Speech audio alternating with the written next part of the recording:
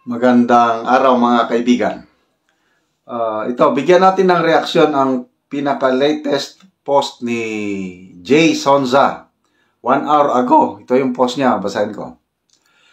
Totoo bang na-heat stroke si Speaker Martin Romualdez at itinakbo sa St. Luke's Hospital? Maingay masyado sa chatter. Ito, nakakabigla ito kung ano. So, basa ko sa mga comments. Ito, mayroong message si Mr. Jason Sa. Will the office of the speaker issue a statement, please? Kung hindi naman totoo, pakisabi po kung ano ang totoong physical or medical condition ng fourth highest official of the Republic. We deserve to know. I am sure si Crisette Laureta Chu is also interested to know. Okay, so may mga reply. Deserve to know din po. Yon. Kasi, Speaker of the House siya. Fourth highest official. Everybody deserves to know. Agree ba kayo? So, ang daming ko dito. Sabi po, baka maimpatyo, sobrang gutom, sobrang busog. So, daming nagano.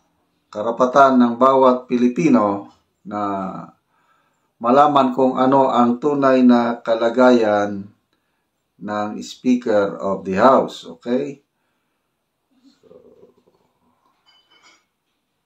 Natin na. May nabasa ko kanina. Okay. LRN Ganata. Sabi ni LRN, ang balita ko, na-stroke nga si Martin Romualdez dahil nalaman niya na hindi siya ang magiging vice presidente kundi si Bong Revilla. Mga ambisyoso. Joy Lambi. Sabi niya, ayan kasi sa HB, ano bang house HB, sa laki na ng nawaldas pera tas mapunta ka lang sa inidoro, pornada ang pinapangarap mo na pinipilit maging presidente hindi talaga mangyari dahil magwawala ang taong bayan. Ito, Juanita Oligo. Pakinggan niyo ito If it turns out that he truly had a stroke, it should not be a source of joy for anyone. However, what I can say is that it may be a result of the immense pressure stemming from the atrocious actions he has taken within his being a congressman. Katrina Cortez Wong, na heat stroke kakakulimbat.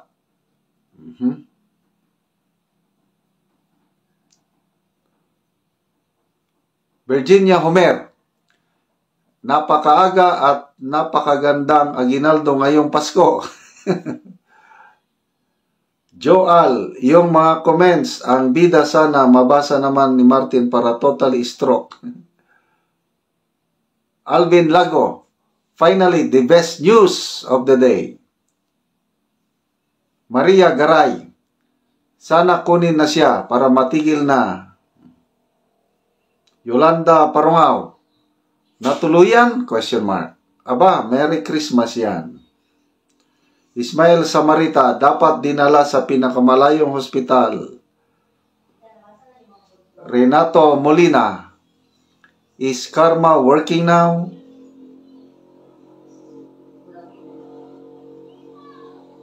So, poros mga negative comments ang nababasa ko dito. Hindi ko na lang basahin. Bong Anserio Abdian, kung totoo, good news po yan, idol.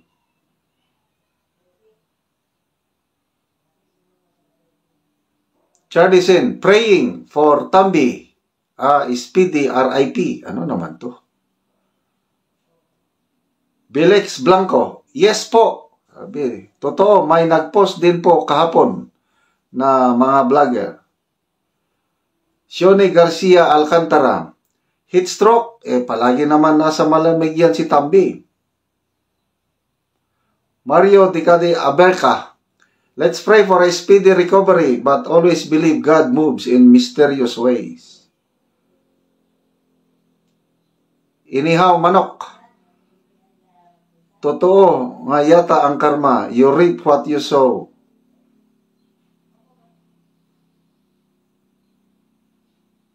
Okay, wala man lang puros mga negative comments. Ayoko na lang basahin. So, ito si Mr. Jason Sa, siya na namang nag-post noon yung Code Blue. Yung nangyari sa palasyo, may nagsigawan, nagsuntukan, mamaya in-airlift. Ang dalawa, dinala sa St. Luke Hospital, si Mr. Jason Sa ang unang nagpaputok nun. When was that? Mga September ata, yung nag-Code Blue. So ito, maraming sources itong si Mr. Jason Sa. Anyway, hindi naman siya sigurado. Klaruhin natin ha. Kaya ulitin ko yung kanyang post. Totoo bang na heat stroke si Speaker Martin Romualdez at itinakbo sa St. Luke's Hospital? Masyadong maingay ang chatter. Tapos sa comments highlight niya, will the office of the Speaker issue a statement please? Kung hindi naman totoo, pakisabi po kung ano ang totoong physical o medical condition ng fourth highest official of the Republic. So, speaking of heat stroke, hindi naman summer ngayon. At saka hindi naman El Nino. Nung kasagsagan ng El Nino, yun ang delikadong stroke. Ngayon, palagay ko, ito? Saka nasa air-condition lugar naman siya palagi. Paano siya ma-heat stroke? Palagay ko, hindi ko Hindi. Kung dinalaman siya sa hospital, baka hindi heat stroke. Imposible. Malayo na, excuse me. Malayo na ma-heat stroke si Speaker Martin Romualdez. Sana hindi totoo. Hindi naman tayo sa kapahamakan ng ating kapwa-tao. Sana hindi totoo. Marami ring nagmamahal sa kanya. May pamilya siya. Mahal siya ng taga Tacloban, taga Leyte. Tama ba? Mga Letenyo. Mahal nyo si Speaker Martin Romualdez. Magiging, future Prime Minister or future President? Dapat. Mga taga Leyte, alagaan nyo ng gusto si Speaker Martin Romualdez kasi siya ata ang hinahanda na 2028. Sa tingin nyo? May pag-asa si Speaker Martin Romualdez na manalo sa 2028? Or may pag-asa ba na maging Prime Minister siya? I-comment nyo ko, Ngayon, tahimik na yung People's Initiative o yung charter change. It was December last year nung sinimulan nila yung pagpapapirma na pinalabas nila na People's Initiative. Yung pala, Politicians Initiative. Mabuti na lang at maagap ang taong bayan. Nagsumbong ang mga tao nga pinapapirma kami. Hindi namin alam anong dahilan. May promise ng ayuda.